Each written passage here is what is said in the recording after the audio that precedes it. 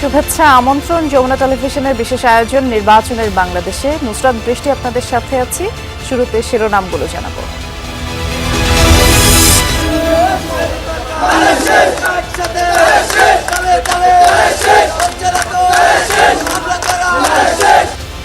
সারা দেশে বিএনপি প্রার্থীদের প্রচারণা, ক্ষমতায় গেলে নিরপরাধ কাউকে হয়রানি করা হবে না বললেন মির্জা ফখরুল। যারা অন্যায় করছে তাদেরই শুধু শাস্তি হবে, যারা অন্যায় করেনি সাধারণ মানুষ তাদেরকে আমরা আমাদের বুকের মধ্যে রেখে রাখবো। কাল উত্তরবঙ্গের 3 জেলায় তারেক রহমানের জনসভা।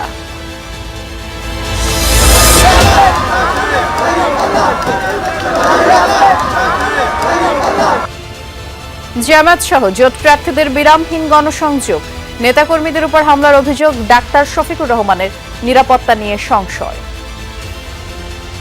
জনগণ যাকে পছন্দ করবে আমরা সবাই মিলে তাকে পছন্দ করব এবং ওয়েলকাম করব ইনশাআল্লাহ। শেরপুরের ঝিনাইগাতীতে প্রশাসন আয়োজিত নির্বাচনী ইশতেহার ঘোষণার অনুষ্ঠানে বিএনপি জামায়াত সংঘর্ষ, আহত অর্ধ শতাধিক নেতাকর্মী হাসপাতালে ভর্তি। জনপ্রতিনিধি পাল্টালেও ভাগ্যের বদল হয় না সুনামগঞ্জের হাওড় অঞ্চলের মানুষের। নির্বাচন ঘিরে আবারও আশায় বুক বেঁধেছেন বাসিন্দারা। এত পরিমাণ দুর্নীতি করছে 17 বছরে, যা শুধু তারা ব্যাংক ব্যালেন্স করছে এবং ইঞ্জিনিয়ার মাধ্যমে শুধু কানাডা এবং বিভিন্ন দেশে খালি লুটপাট করে বাসাবাড়ি করছে। আমরা কষ্ট আমরাই করানো লাগে, ইউপি আইলে আমরা কি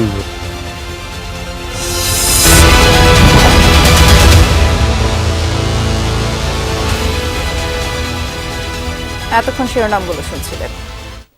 নির্বাচন ঘিরে সারা দেশে ব্যস্ত প্রার্থীরা নেতাকর্মী আর সমর্থকদের সাথে নিয়ে প্রচারণা চালাচ্ছেন। নানা প্রতিশ্রুতি দিয়ে সকাল থেকেই ছুটছেন ভোটারদের দাঁড়ে দাঁড়ে। পাড়া মহল্লা অলিগলি চষে বেড়াচ্ছেন তারা, শুনছেন ভোটারদের সমস্যার কথাও। নির্বাচনকে ঘিরে সরব গোটা দেশ। উন্নয়ন আর ভবিষ্যৎ পরিকল্পনার কথা বলে ভোটারদের মন জয়ের চেষ্টায় বিভিন্ন রাজনৈতিক দল এবং স্বতন্ত্র প্রার্থীরা। সপ্তম দিনের নির্বাচনী প্রচারণায় ঠাকুরগাঁও 1 আসনের তলানী বাজার এলাকায় পথসভায় বক্তব্য দেন বিএনপি মহাসচিব মির্জা ফখরুল ইসলাম আলমগীর। ক্ষমতায় গেলে নিরপরাধ মানুষের পাশে থাকার প্রত্যয় ব্যক্ত করেন তিনি। ভারতবর্ষে চলে গেছে হাসিনা, মাঝখান থেকে তার যারা সমর্থক আছে তাদেরকে বিপদে ফেলে গেছে। আমরা সেই বিপদ থেকে তাদের পাশে দাঁড়িয়েছি। যারা অন্যায় করছে তাদেরই শুধু শাস্তি হবে, যারা অন্যায় করেনি সাধারণ মানুষ তাদেরকে আমরা আমাদের বুকের মধ্যে রেখে রাখবো। কক্সবাজারের চকরিয়ায় বিভিন্ন পথসভায় অংশ নেন 1 আসনে বিএনপি প্রার্থী সালাউদ্দিন আহমদ। বলেন, মানুষের অধিকার বাস্তবায়ন করতে ক্ষমতায় গেলে সাংবিধানিক সংস্কার সহ সমস্ত গণতান্ত্রিক কাঠামো সংস্কার করবে তার দল। গণতান্ত্রিক সংস্কারের উদ্দেশ্যে আমরা সাংবিধানিক সংস্কার সহ সমস্ত গণতান্ত্রিক কাঠামো আমরা সংস্কার করব, যাতে করে ভবিষ্যতে এই দেশে আর কোনোদিন ফ্যাসিবাদের উৎপত্তি না হয়। নিজের নির্বাচনী এলাকায় গণসংযোগ করেন খুলনা 5 আসনের জামায়াত প্রার্থী মির্জা গোলাম পরোয়ার। এ সময় দুর্নীতিবাজ ও অসৎ লোকের হাত থেকে দেশ রক্ষায় দাঁড়িপাল্লার পক্ষে ভোট চান তিনি। কর্মী সমর্থকদের ভয়ভীতি দেখানো হচ্ছে বলেও অভিযোগ করেন জামাতের এই শীর্ষ নেতা। চুরি ডাকাতি দুর্নীতি অসৎ লোকের হাত থেকে দেশটা বাঁচানোর জন্য যেহেতু এখানে সৎ লোক আছে তাই আমরা দাঁড়িপাল্লায় ভোট দেবো।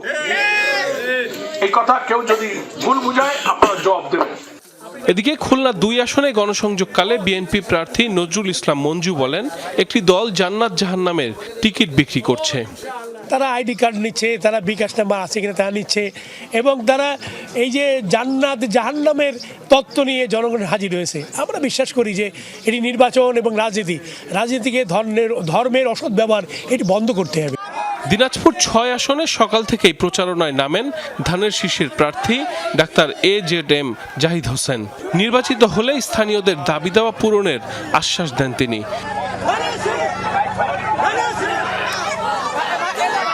নাটোর 2 আসনে গণসংযোগকালে জনগণকে সাথে নিয়ে নির্বাচনে বিপুল ভোটে জয়লাভের আশাবাদ ব্যক্ত করেন বিএনপি প্রার্থী রুহুল কুদ্দুস তালুকদার দুলু।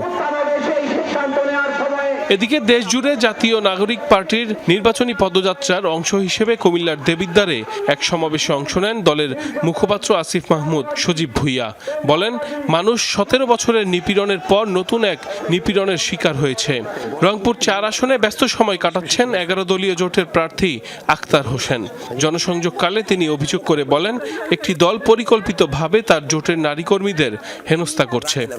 যারা হেনস্থার ঘটনাগুলো ঘটাচ্ছে, যারা বিভিন্ন জায়গায় হামলার ঘটনাগুলো ঘটাচ্ছে, তাদেরকে অবশ্যই গ্রেফতার করে আইনের আওতায় নিয়ে এসে তাদের শাস্তি কার্যকর করতে হবে। বাংলাদেশের মানুষ 17 বছরের নিপীড়নের পর গত 17 মাসে আবার আরেক ধরনের নিপীড়নের শিকার হয়েছে। পাবনা 4 আসনের 7ম দিনের নির্বাচনী প্রচারণায় মাঠে সরব জামায়াত প্রার্থী আবু তালেব মণ্ডল।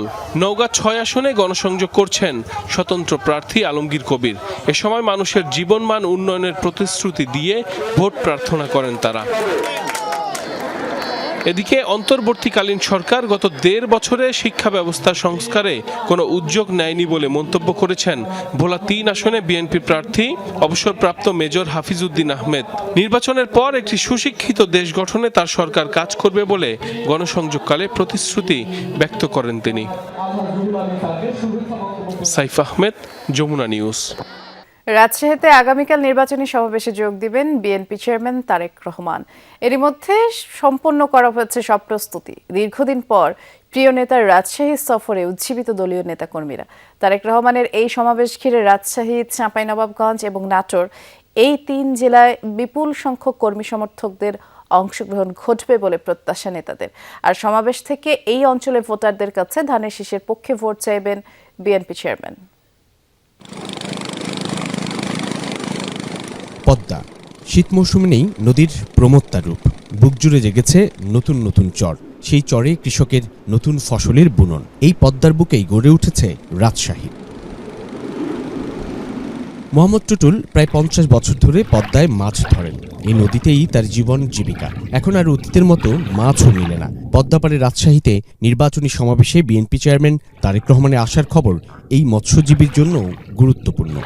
200, 400, 500 হাজার মানুষ যদি খাটকে দিতে, তাহলে মানুষের সুবিধা হবে না, কোনো চিন্তা হবে না, কোনো রাহামদানি হবে না, নিজস্ব কাজ করবে, খাবে, বাস। লালন দীর্ঘদিন ধরেই পদ্মাপাড়ের মানুষকে নদী পারাপার করাচ্ছেন। দেখেছেন চরের মানুষ, নদীভাঙ্গা বাসিন্দাদের সংগ্রাম। নির্বাচনের উৎসব তাঁকেও ছুঁয়ে যায়। খানিকটা রাজনীতি সচেতন লালনও অনেক প্রত্যাশা নিয়ে অপেক্ষায় তারেক রহমানের বক্তব্য শোনার। বললেন, কেবল প্রতিশ্রুতি নয়, সেসব বাস্তবায়নের অঙ্গীকার চান তিনি। তার মাঝে চাওয়া একটাই, দেশ যেন সুস্থ থাকে, দেশে দুর্নীতি না থাকে, দেশে চাঁদাবাজ না থাকে, দেশের সঠিকভাবে দেশ চলে। আজ দেখেন দেশে প্রচুর দুর্নীতি, রাস্তাঘাটে অটোলে মানুষ বাড়িতে চিন্তা হয়েছে, বা মনের নিরাপত্তা নেই, তার নিরাপত্তা দিতে হবে।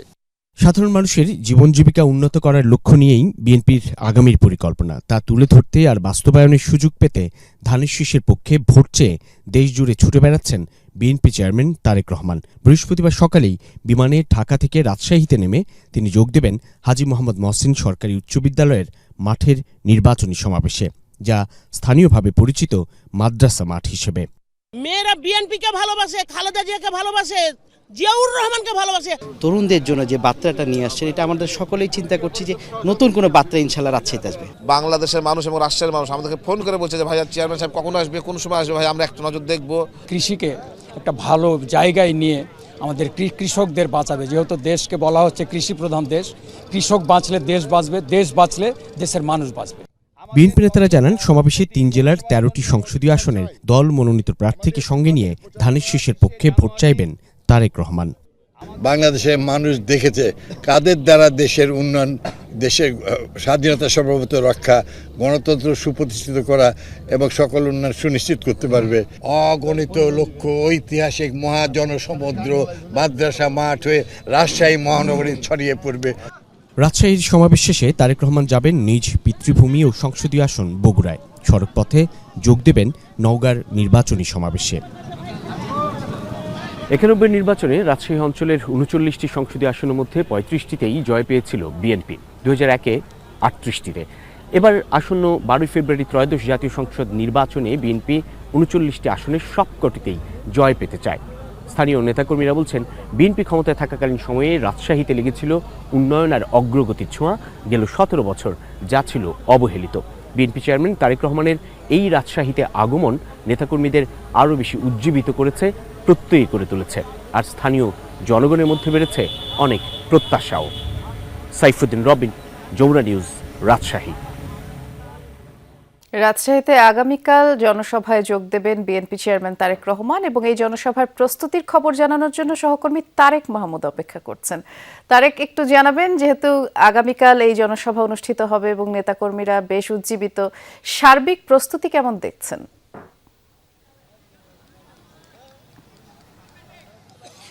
বৃষ্টি, সাধারণ মানুষ থেকে বিএনপির যারা তৃণমূলের সকল নেতাকর্মীরা কিন্তু অপেক্ষায় রয়েছেন তারেক রহমানের, এবং সার্বিক প্রস্তুতি আমার পেছনে যদি একটু দেখাতে চাই যে এখন পর্যন্ত মঞ্চের যে কার্যক্রম সেটি কিন্তু একদমই শেষ পর্যায়ে, এবং সার্বিক প্রস্তুতি প্রায় শেষ পর্যায়ে বলাই চলে, কারণ এখন যে কাজটি চলছে ডেকোরেশন এবং মাইকিংয়ের যে কাজটি চলছে সেটি সেই কাজগুলো কিন্তু চলছে এখন।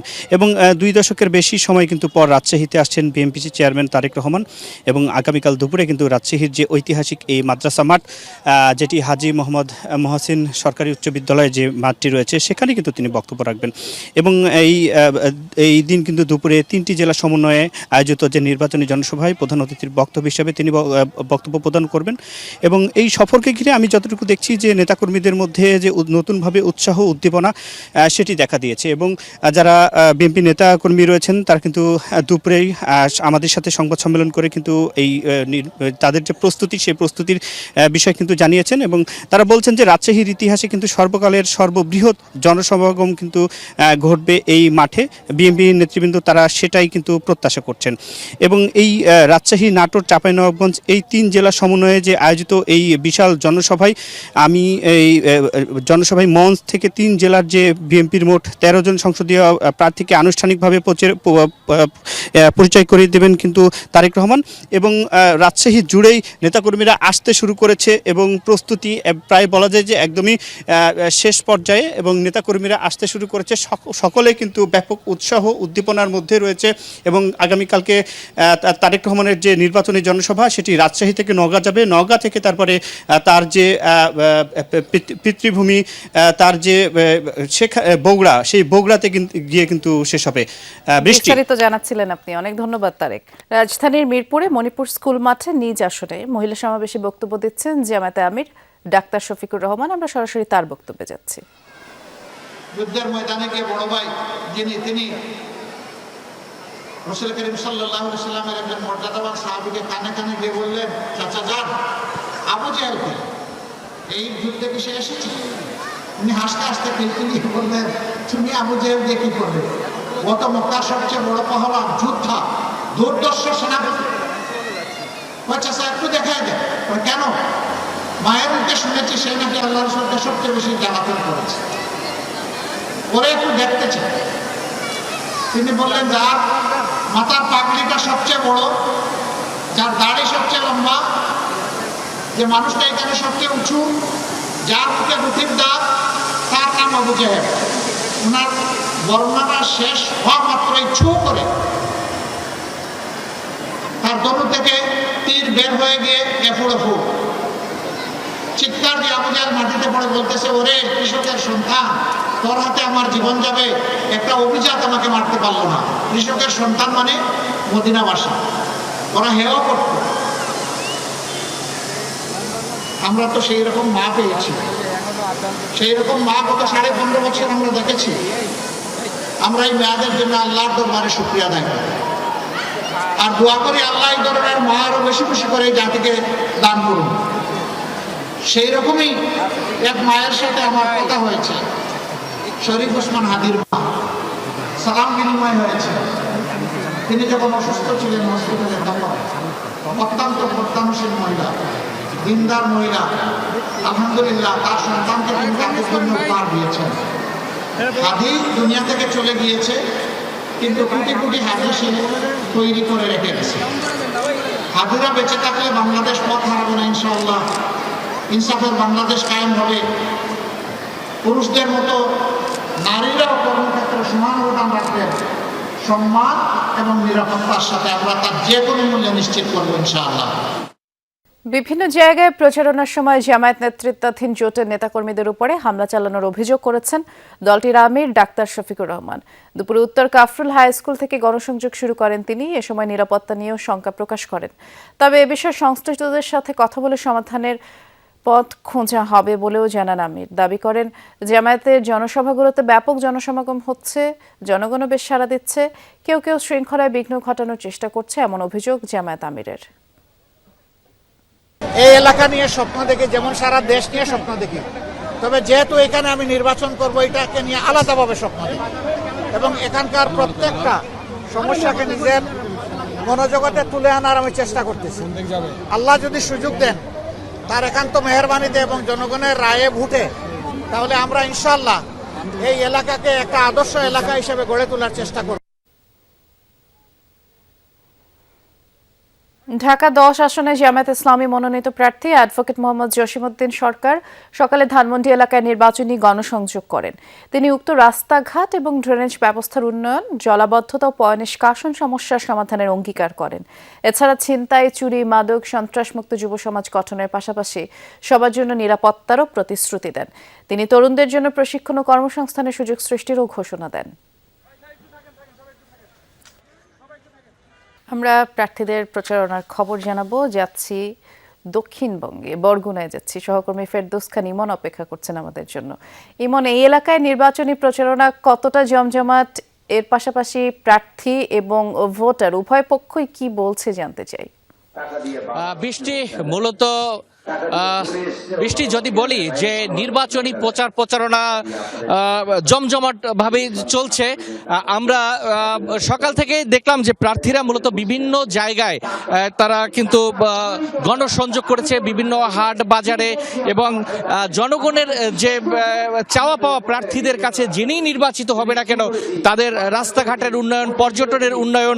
এবং আপনি একটি কথা জেনে রাখবেন যে এই যে বরগুনার 2 আসনে এখন এই মুহূর্তে কিন্তু বিএনপির যিনি ভাইস চেয়ারম্যান এবং বরগুনার 2 আসনের বিএনপির যিনি মনোনীত প্রার্থী তার এই মুহূর্তে জনসভা চলছেন।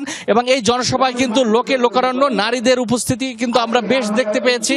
এছাড়া যদি বলি এখানকার বেশিরভাগ মানুষ কিন্তু আপনার জেলে সম্প্রদায়, যারা জেলের সাথে জড়িত, জেলেদের অনেক কিন্তু সমস্যায় জর্জরিত, তারা সেই সমস্যার কথা কিন্তু প্রার্থীদের কাছে তারা বলছেন এবং প্রার্থীরাও কিন্তু তাদেরকে আশ্বস্ত করছেন যে তারা নির্বাচিত হতে পারলে জেলেদের জন্য তারা কাজ করবে। এবং অপার সম্ভাবনাময় যে পর্যটন শিল্প রয়েছে এই এলাকায়, এইখানকার যোগাযোগের উন্নত ব্যবস্থা করতে পারলে কিন্তু পর্যটন শিল্পেরও বিকাশ ঘটবে। আমরা কিন্তু এই বিষয়টি এখানকার প্রার্থীরা কিন্তু বলছেন। মূলত প্রত্যেকটা জনসভায় যারাই প্রার্থী আসছে না কেন সেখানে কিন্তু জনগণ আসছেন, তাদের কথা শোনার জন্য আসছেন এবং এখানকার মানুষের যে দাবি দয়া সেটি কিন্তু আসলে তারা প্রার্থীদের কাছে বলছেন।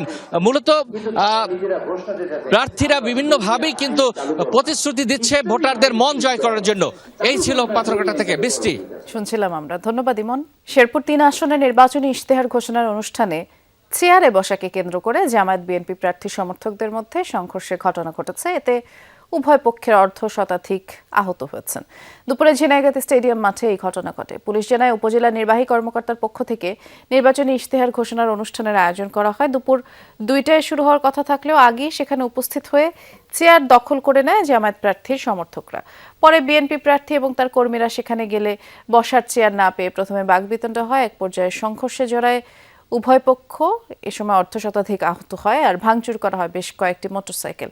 খবর পেয়ে ঘটনাস্থলে গিয়ে পরিস্থিতি নিয়ন্ত্রণে আনে আইন শৃঙ্খলা বাহিনী। আহতদের সদর হাসপাতালে ভর্তি করা হয়েছে।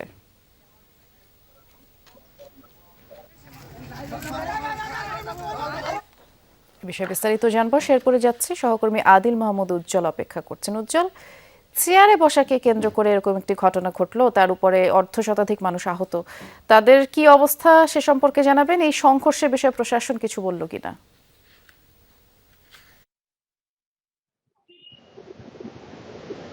জি, আসলে আজকে উপজেলা প্রশাসনের পক্ষ থেকে যতগুলো দল আসলে 3 আসনে আছে তাদেরকে নিয়ে একটা ইস্তেহার ঘোষণার অনুষ্ঠান ছিল এবং যে অনুষ্ঠানকে কেন্দ্র করেই কিন্তু এই সংঘর্ষের ঘটনাটি ঘটে। আমরা যদি আপনাদেরকে একটু জানাই যে দুপুর 2টায় অনুষ্ঠান শুরু হওয়ার কথা থাকলেও উপজেলা নির্বাহী কর্মকর্তার পক্ষ থেকে সেখানে কিন্তু দুপুর 2টার আগেই এই জামাতের কর্মীরা সে সমস্ত চেয়ারগুলো দখল করে ফেলে। সেই চেয়ার না পেয়ে বিএনপি কর্মী এবং স্বতন্ত্র প্রার্থীরা বাকবিতণ্ডায় জড়িয়ে পড়ে এবং এক পর্যায়ে কিন্তু সংঘর্ষের ঘটনা ঘটে। এতে উভয় পক্ষের অর্ধশতাধিক আহত হয়। এর মধ্যে বিএনপি দাবি করেছে যে তাদের নেতাকর্মী প্রায় 30 জনের মতো হাসপাতালে আছে এবং তাদের অবস্থা 2 জনের অবস্থা খুব গুরুতর। আমরা যতটুকু দেখেছি যে এখানে 2 পক্ষেরই এখন মুখোমুখি অবস্থানে আছে প্রশাসন, ইতিমধ্যে সেনাবাহিনী, পুলিশ এবং ফায়ার সার্ভিস কিন্তু একটা মারমুখী অবস্থান আছে এবং যতটুকু দেখছি যে এখানে প্রশাসন 2 পক্ষকে 2 দিকে সরিয়ে দিয়েছে। তবে জামাতের প্রার্থীর একদিকে বিএনপি প্রার্থীরা এখনো রাস্তায় অবস্থান করছে এবং মাঝখানে কিন্তু আইন শৃঙ্খলা রক্ষাকারী বাহিনী তারা কিন্তু নিবৃত্ত করার চেষ্টা করছে এখনো এবং মাঝখানে কিন্তু আইন শৃঙ্খলা রক্ষাকারী তারা কিন্তু নিবৃত্ত করার চেষ্টা করছে এখনো নেতাকর্মীরা কিন্তু অর্থাৎ আইন শৃঙ্খলা বাহিনীও সতর্ক অবস্থানে আছে। ধন্যবাদ বিস্তারিত জানানোর জন্য উজ্জ্বল। নির্বাচন বানচালে মানুষের মনোযোগ সরিয়ে নিতে চক্রান্ত চলছে বলে অভিযোগ করলেন ঢাকা 8 আসনে বিএনপি মনোনীত ধানের শীষের প্রার্থী মির্জা আব্বাস। দুপুরে প্রচারণার সময় এমন অভিযোগ করে তিনি বলেছেন, মানুষের অধিকার নিশ্চিতে বিএনপি আন্দোলন করেছে, প্রতিপক্ষের উপর হামলার অভিজ্ঞতা নেই দলটির। বিএনপিকে অপদস্থ করার জন্যই হামলার অভিযোগ করা হয়েছে, তাই কারো উস্কানিতে কান না দেওয়ার আহ্বান জানান মির্জা আব্বাস। এদিকে ঢাকা 16 আসনে ধানের শীষের প্রার্থী আমিনুল হক কালশী ও মিরপুর এলাকায় প্রচারণা চালান। এ সময় বলেন, এই এলাকার মানুষের দীর্ঘদিনের উচ্ছেদ আতঙ্ক দূর করতে স্থায়ী পুনর্বাসনের ব্যবস্থা করা হবে। একই সাথে তিনি সকল ধর্ম ও বর্ণের মানুষের জন্য একটি অসাম্প্রদায়িক ও সম্প্রীতির সমাজ গড়ার প্রতিশ্রুতি দেন। এছাড়া ঢাকা 4 আসনের বিএনপি প্রার্থী তানফির আহমেদ রবি নির্বাচনী প্রচারণা চালান। ঢাকা 12 আসনের ত্রয়োদশ জাতীয় সংসদ নির্বাচনে বিপ্লবী ওয়ার্কার্স পার্টির সাধারণ সম্পাদক ও বিএনপি সমর্থিত প্রার্থী সাইফুল হকও নিজের পক্ষে প্রচারণা চালান। আমরা কোনো প্রতিপক্ষের সঙ্গে ঝগড়া ফেসাদ করব, বিএনপি কোনো প্রতিপক্ষের সঙ্গে ঝগড়া ফেসাদ করতে চায় না, আমরাও করব না। আমাদের নেতা কর্মীদেরকে অনুরোধ জানাবো, যে কোনো উস্কানির মুখে আপনারা শান্ত থাকবেন।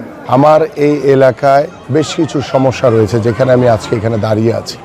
আমার এই এলাকায় সবার আগে আমাদের স্থায়ী পুনর্বাসন করা অত্যন্ত জরুরি। ঢাকার পাশাপাশি ঢাকার বাইরের বিভাগ এবং জেলাগুলোতেও নির্বাচনী প্রচারণা জমজমাট। আমরা জামালপুর এবং টাঙ্গাইলের খবর জানবো। শুরুতে যাচ্ছি জামালপুরে, সহকর্মী সাগর ফরাজি আছেন সেখানে। সাগর, প্রার্থীদের গণসংযোগ কেমন চোখে পড়ছে? আরেকটি বিষয় জানতে চাই, তারা আচরণবিধি মেনে চলছেন কিনা?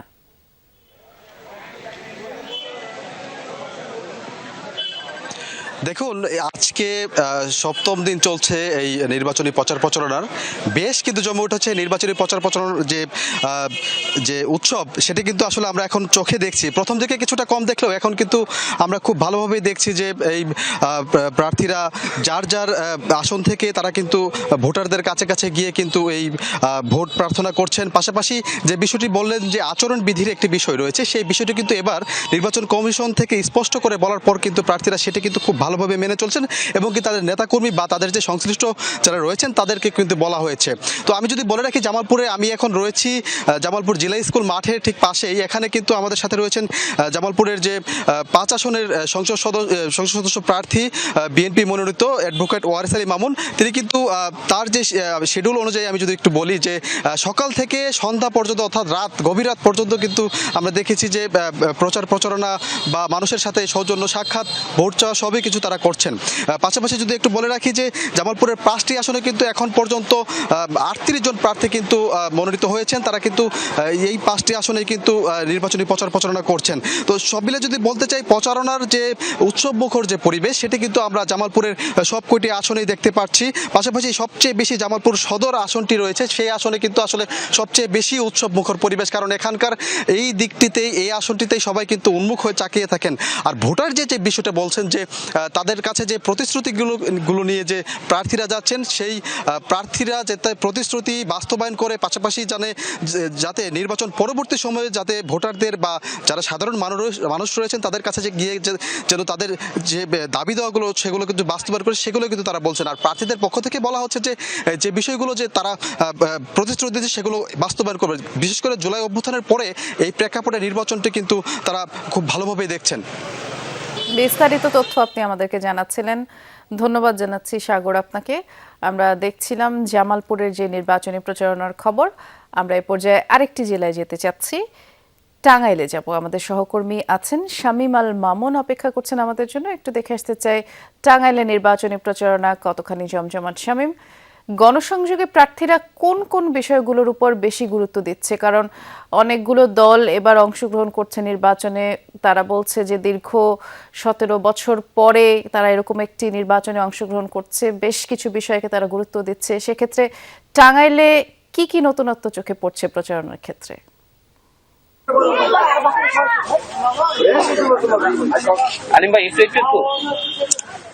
বৃষ্টি, টাঙ্গাইলে কিন্তু অনেক বড় একটি জেলা এবং এখানে কিন্তু 8টি আসন রয়েছে। মোট 8টি আসনে 12টি উপজেলা। এই 8টি আসনে কিন্তু টাঙ্গাইলে নির্বাচন অনুষ্ঠিত হচ্ছে। এই 8টি আসনে প্রায় প্রার্থী সংখ্যা রয়েছে 47 জন। এই 47 জন প্রার্থী কিন্তু টাঙ্গাইলে নির্বাচনে বিভিন্ন ধরনের প্রতিশ্রুতি দিয়ে যাচ্ছে। আমি এখন এই মুহূর্তে রয়েছি টাঙ্গাইল 8 আসনের বাসাইল সখীপুরের যিনি স্বতন্ত্র প্রার্থী রয়েছেন সালাউদ্দিন আলমগীর, তার নির্বাচনী প্রচারণায় আমি রয়েছি। তিনি কিন্তু সকাল থেকেই এই নির্বাচনী প্রচারণায় বের হয়েছেন। বিভিন্ন প্রত্যন্ত অঞ্চল যেখানে আসলে নেটওয়ার্ক থেকে শুরু করে রাস্তাঘাটের খুবই বেহাল দশা, সেই এলাকাগুলো কিন্তু চষে বেড়াচ্ছেন তিনি। জনগণের কাছে যাচ্ছেন, মানুষের সাথে কথা বলছেন, মানুষকে বিভিন্ন ধরনের প্রতিশ্রুতি দিচ্ছেন এবং তিনি আগে থেকেও এই ধরনের কাজ, জনসেবামূলক কাজ করে যাচ্ছেন। সেগুলো আবার পুনরায় তিনি তাদের কাছে বলছেন এবং তাদের কাছে ভোট প্রার্থনা করছেন। আরেকটি বিষয় জানিয়ে রাখি যে এই যে টাঙ্গাইল জেলা ঢাকা জেলার পার্শ্ববর্তী জেলা হওয়া সত্ত্বেও কিন্তু ঢাকা অনুযায়ী যে উন্নয়ন হওয়ার কথা বা উন্নত হওয়ার কথা, সেরকম উন্নয়ন বা উন্নত কিন্তু হয়নি। যার ফলে হচ্ছে যে এই প্রার্থীরা আগেও অনেক ধরনের প্রতিশ্রুতি দিয়েছিলেন, যারা বিগত সরকারে ছিলেন তারা কিন্তু সেই ধরনের উন্নয়ন করতে পারেনি। এই যে উন্নয়নের যে বিষয়টা, সেই উন্নয়নের বিষয়গুলো কিন্তু তারা বারবার বলে যাচ্ছেন। এবার তারা নির্বাচিত হলে তারা বিভিন্ন ধরনের উন্নয়ন করবে, বিভিন্ন রাস্তাঘাট, শিক্ষা ব্যবস্থা। তবে তারা আরেকটি বিষয়ে জোর দিচ্ছেন যে বেকারত্ব, কারণ বাংলাদেশে অনেক শিক্ষিত বেকার যুবক রয়েছেন যারা শিক্ষা কার্যক্রম শেষ করেছেন, তবে তারা কিন্তু বেকার হয়ে রয়েছেন। যার ফলে হচ্ছে যে এই বেকারত্বের কারণে অনেকেই হচ্ছে যে বিভিন্ন অপকর্মে লিপ্ত হচ্ছে। এই অপকর্ম যেন লিপ্ত না হয় সেই জন্যই তারা কিন্তু এই বেকারত্বের দিকে বেশি ঝুঁকেছেন। এবং আরেকটি বিষয় তারা বলছেন যে নারীদের ক্ষেত্রে, নারীরা যেন নিশ্চিন্তে রাস্তাঘাটে চলতে পারে এবং তারা সকালে বের হওয়ার পরে যেন রাতে নির্বিঘ্নে বাড়িতে ফিরতে পারেন। এই ধরনের যে নিরাপত্তা বিষয়গুলো রয়েছে, এই নিরাপত্তা বিষয়গুলো কিন্তু তারা প্রার্থীরা প্রতিশ্রুতি দিয়ে যাচ্ছেন সাধারণ জনগণের কাছে। আরো তারা বিভিন্ন ধরনের প্রতিশ্রুতি দিচ্ছেন যে তারা এই জেলাকে তারা উন্নয়ন করবে। এবং বাসাইল সখীপুরে যিনি স্বতন্ত্র প্রার্থী রয়েছেন সালাউদ্দিন আলমগীর, তিনি কিন্তু এই প্রতিশ্রুতিগুলো দিচ্ছেন এবং তিনি সবসময়ই কাজ করেন এবং আগামীতেও তিনি নির্বাচিত হয়ে কাজ করবেন, এমনটি তিনি দাবি জানিয়েছেন, প্রতিশ্রুতি দিয়েছেন। ধন্যবাদ বিস্তারিত জানানোর জন্য। আমরা টাঙ্গাইলের খবর শুনছিলাম। এ পর্যায়ে আমরা ফেনীতে যেতে চাই, সহকর্মী আরিফুর রহমান আছেন সেখানে। আরিফ, ফেনীতে প্রার্থীদের প্রচারণা বিগত কয়েকদিন যাবৎ দেখছিলাম বেশ জমজমাট। একটু ভোটারদের কথাও জানতে চাই, ভোটাররা কি প্রত্যাশা করছেন প্রার্থীদের কাছ থেকে? বৃষ্টি, বাংলাদেশ জামায়াতে ইসলামীর কেন্দ্রীয় মজলিস শুরার সদস্য, সাবেক কেন্দ্রীয় সভাপতি ছাত্র শিবিরের ডাক্তার ফখরুদ্দিন মানিক ফেনীর দাগনভূঞা উপজেলার বেকের বাজারে এই মুহূর্তে তিনি তার পথসভায় বক্তব্য রাখছেন। আমরা জেনেছি যে আজ সকাল থেকে তিনি সোনাগাজীর বিভিন্ন উপজেলা ঘুরে তিনি এখন দাগনভূঞার বেকের বাজারে এসে তিনি তার নির্বাচনী প্রচারণা করছেন। এই সময় তিনি পথসভায় যেটি বলছেন যে শুধুমাত্র দাঁড়িপাল্লাকে নয়, তিনি পাশাপাশি হচ্ছে যে এই যে যে গণভোটের যে হ্যাঁ ভোটে তিনি পক্ষেও তিনি প্রচার করছেন, সবাইকে বলছে হ্যাঁ ভোট দেওয়ার জন্য, এটি তিনি বলছেন। তবে এখানকার আমরা নেতাকর্মীদের মাঝে অনেক নেতাকর্মী উপস্থিতি দেখেছি, যে নেতাকর্মীরা যেটি বলছে, এবার যে নির্বাচনী আচরণবিধিতে যেটি বলা হয়েছে যে হ্যান্ডমাইক দিয়ে যেটি প্রচারণা, এই হ্যান্ডমাইকে প্রচার করতে গিয়ে অনেকে আসলে এই যে শব্দ ঠিকভাবে শুনতে পায় না। অন্যদিকে হচ্ছে যে এখানকার যে বিএনপির তার যে প্রতিদ্বন্দ্বী প্রার্থী রয়েছে আব্দুল আওয়াল মিন্টু, তিনি বিএনপির ভাইস চেয়ারম্যান, তিনি একজন হেভিওয়েট প্রার্থী। এই যে ফেনীর সোনাগাজী এবং ফেনীর দাগনমিয়া উপজেলা নিয়ে ফেনীর 3 আসন, এই 3 আসনটি হচ্ছে যে ফেনীর যে 3টি যে সংসদীয় আসন রয়েছে, সেই 3টি সংসদীয় আসনের মধ্যে এই আসনটি হচ্ছে যে সবচেয়ে বড় একটি আসন। এই আসনে মোট ভোটার হচ্ছে যে 5,03,087 জন ভোটার রয়েছে। তবে এখানকার যেটা ভোটাররা যেটি বলছে যে প্রার্থীরা যে প্রতিশ্রুতি দিচ্ছে, সেই প্রতিশ্রুতি যেন বাস্তবায়ন করা হয়। বৃষ্টি শুনছিলাম আমরা, ধন্যবাদ আরিফ।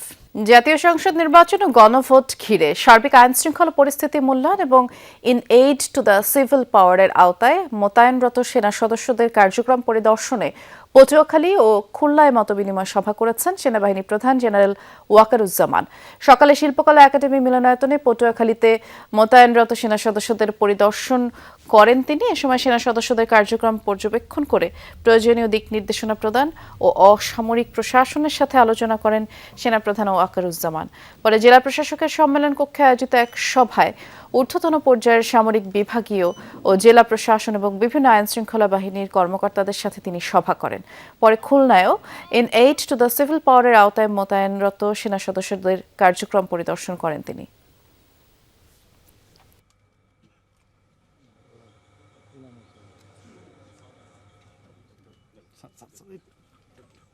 বৃহত্তর চট্টগ্রামে ভোটের প্রচারণা তুঙ্গে। চট্টগ্রাম, কক্সবাজার এবং 3 পার্বত্য জেলায় দিন রাত গণসংযোগে ব্যস্ত বিএনপি, জামায়াত, এনসিপি, স্বতন্ত্র সহ সব দলের প্রার্থীরা। ভোটারদের দ্বারে দ্বারে ছুটছেন সবাই, দিচ্ছেন নানা প্রতিশ্রুতি।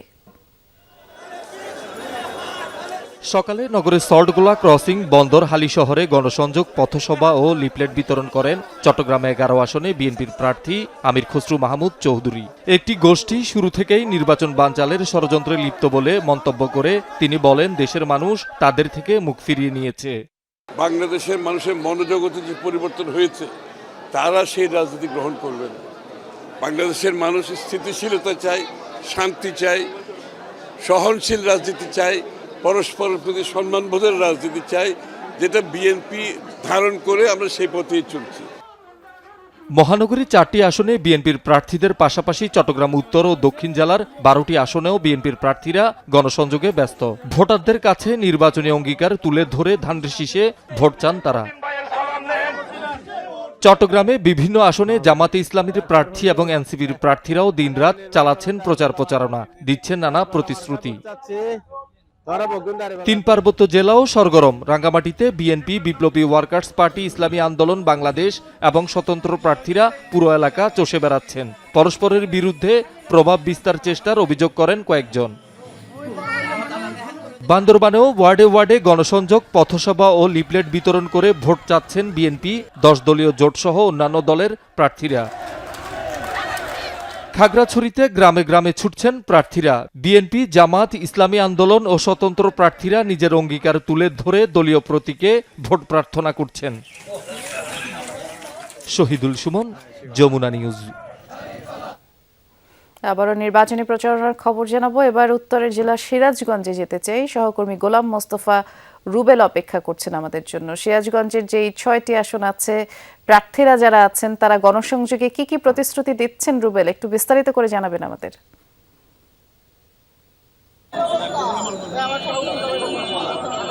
বৃষ্টি, আজকে রয়েছে সিরাজগঞ্জ 2 আসনে। এই সিরাজগঞ্জ 2 সদর যে আসনটি রয়েছে, সেই সদর আসনে মূলত এখানকার যিনি প্রার্থী রয়েছেন বিএনপির প্রার্থী জনাব ইকবাল হাসান মাহমুদ টুকু, তিনি কিন্তু আসলে আজকে নিজেই প্রচারণায় নেমেছেন এবং পায়ে হেঁটে পুরো শহরের মূল যে রাস্তাটি রয়েছে এসএস রোড, সেই এসএস রোডে তিনি এসেছেন এবং বিভিন্ন ভোটারদের কাছে তিনি ভোট প্রার্থনা করছেন, দিচ্ছেন নানান প্রতিশ্রুতি। বিশেষ করে তিনি একটা বেশি প্রতিশ্রুতি দিচ্ছেন। আপনারা জানেন সিরাজগঞ্জ জেলা যমুনা নদীর ভাঙন কবলিত একটি জেলা। আসলে এই জেলাতে কিন্তু মানুষ বারবার নদী ভাঙনের শিকার হয় সে নদী ভাঙন থেকে রোধ করার জন্য যে সমস্ত কার্যক্রম সেটি তিনি করবেন। একই সাথে তাঁত শিল্পের উন্নয়ন, তিনি বলছেন তাঁত শিল্পের উন্নয়ন যেটি সেটি তাঁত শিল্পের উন্নয়নটি করবেন। একই সাথে শিল্প কারখানা যেগুলো রয়েছে সেই শিল্প কারখানাগুলোকে নতুন করে চালু করবেন। একই সাথে ঝুট মিল যেটি রয়েছে সেটা চালু করবেন।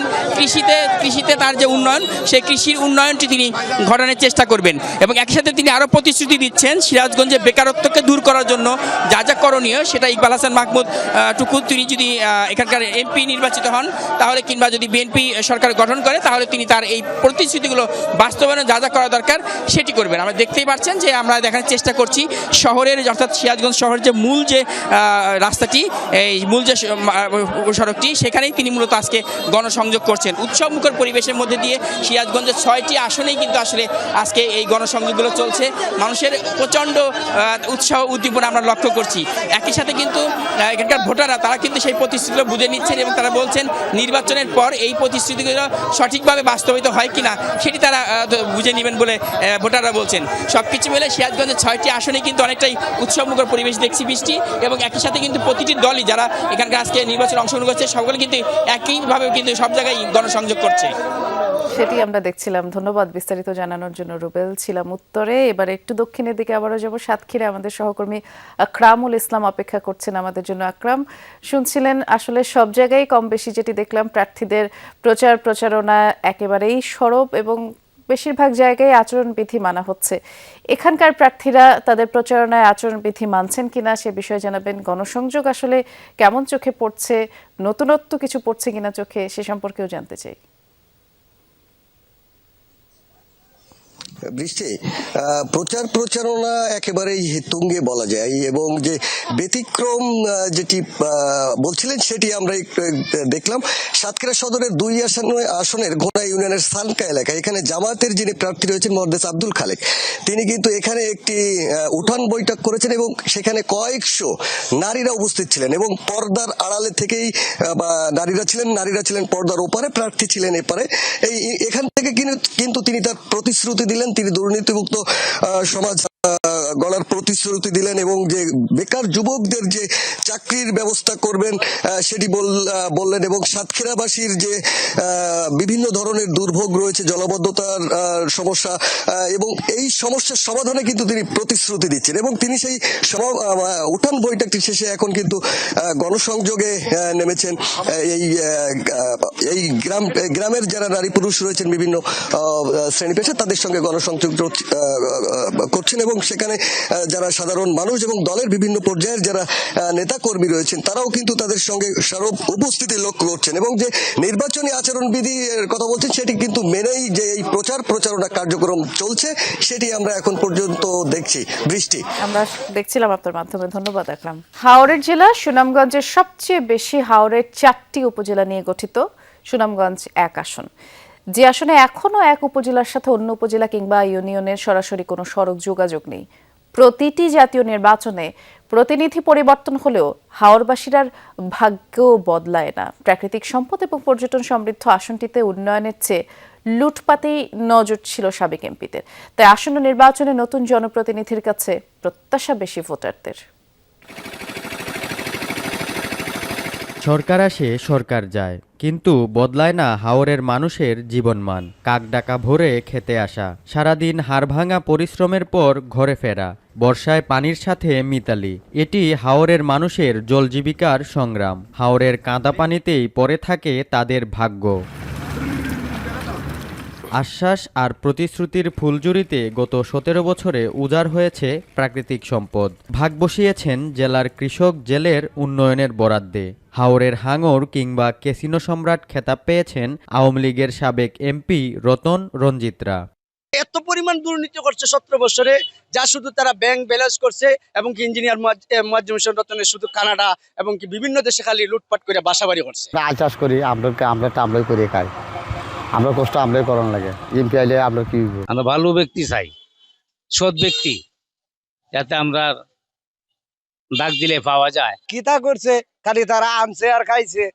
অনুন্নত যোগাযোগ ব্যবস্থা এবং বিকল্প কর্মসংস্থানের অভাবে অনেক পিছিয়ে সুনামগঞ্জ 1 আসনের তাহিরপুর, জামালগঞ্জ, ধর্মপাশা, মধ্যনগর উপজেলার মানুষ।